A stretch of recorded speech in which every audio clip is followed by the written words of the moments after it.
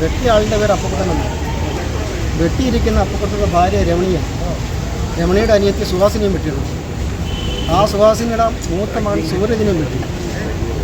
ഇവർ രമണിയും സീരിയസ് ആണ്, സുഹാസിനിയും സൂരജും ഇപ്പോൾ ഇവിടെ തന്നെ അഡ്മിറ്റായിട്ടുണ്ട്. ഇവർ നേരത്തെ കുടുംബ വഴക്കാണ്, ഭാര്യയും ഭർത്താവും. അതെന്താണെന്ന് എനിക്കറിയില്ല. ചെറിയ പഴക്കത്തിലായിരുന്നു. ഞാൻ അവിടുത്തെ ശാഖയുടെ പ്രസിഡന്റാണ്. അപ്പോൾ എൻ്റെ ശാഖക്കാരാണ് ഈ വെട്ടിയിരിക്കുന്നത്. ഈ വെട്ടി അപ്പക്കുട്ടൻ നമ്മുടെ ശാഖയിലുള്ള ആളല്ല, വെട്ടിയാണ്. അപ്പോൾ അദ്ദേഹം മദ്യപാനിയും അല്ല, വഴക്കിന് പോകുന്ന ആൾ വെട്ടാൻ. കുടുംബ പ്രശ്നമുണ്ടായി ഇത് സംഭവിച്ചു. പിന്നീട് എന്തുണ്ടായെന്ന് എനിക്കറിയില്ല. എത്ര മണിയോട് കൂടിയോ? ഇതൊരു 8:30 മണിയോ 9:00 ഈ വിഷയം അല്ല, അവർ ചേട്ടത്തെ അനിയത്തി ആയതുകൊണ്ട് സഹകാരാനും വേണ്ടി ഇടപെട്ടില്ല. അതിനുള്ള പ്രശ്നം ഉണ്ടായിരുന്നു. ഞാൻ ശക്തമായ സ്റ്റാൻഡിൽ കിടന്ന് വണ്ടി വിടുന്നതാണ്. ഇതറിഞ്ഞാണ് ഞാനിപ്പോൾ അവിടെ ചെല്ലുന്നത്.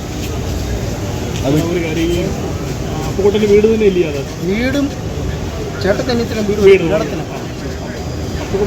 അപ്പക്കുട്ടൻ്റെ വീടും ഈ സുഹാസിനിയുടെ വീടും ചേട്ടത്തെ അനിയത്തും അടുത്തടുത്താണ്. ഒരു മുറ്റത്താണ്. ഒന്നുമില്ല, സ്വത്തൊന്നുമില്ല. സ്വത്തല്ലാതെ ഓഹരി പങ്കുവെച്ചതാണ്. അതല്ല, അത്രയേ ഉള്ളൂ. അതിനെന്തോ ദേഷ്യം വന്ന് ചെയ്തു പോയതായിരിക്കണം. ഞാൻ ആ പുള്ളിക്കാരനെ കണ്ടില്ല. അതിനെ കാണാൻ ഞാൻ സ്റ്റേഷനിൽ ചെന്നായിരുന്നു. അപ്പോൾ അദ്ദേഹത്തിന് മെഡിക്കൽ കൊണ്ടുപോയിരിക്കാൻ പറഞ്ഞു. കൊല്ലം ശക്തികുളങ്ങരയിൽ 3 പേർക്ക് വെട്ടേറ്റു. ശക്തികുളങ്ങര സ്വദേശിനി രമണി, സഹോദരി സുഹാസിനി, സുഹാസിനിയുടെ മകൻ സൂരജ് എന്നിവർക്കാണ് വെട്ടേറ്റത്. രമണിയുടെ ഭർത്താവ് അപ്പക്കുട്ടനെ സംഭവവുമായി ബന്ധപ്പെട്ട് പോലീസ് കസ്റ്റഡിയിലെടുത്തു. ഇന്ന് രാവിലെ 8:30 മണിയോടെ ശക്തികുളങ്ങരയിലെ രമണിയുടെ വീട്ടിൽ വെച്ചാണ് അതിക്രമം ഉണ്ടായത്. രമണിയും ഭർത്താവ് അപ്പക്കുട്ടനുമാണ് ഈ വീട്ടിൽ താമസിക്കുന്നത്. ഇരുവരും തമ്മിലുള്ള കുടുംബ പ്രശ്നമാണ് ആക്രമണത്തിലേക്ക് നയിച്ചതെന്നാണ് നാട്ടുകാർ പറയുന്നത്. രമണിയും ഭർത്താവ് അപ്പക്കുട്ടനും തമ്മിലുള്ള വഴക്കിനിടെ തടസ്സം പിടിക്കാനെത്തിയതാണ് സുഹാസിനിയും സൂരജും. ഇതിനിടയിലാണ് ഇവർക്കും വെട്ടേൽക്കുന്നത്.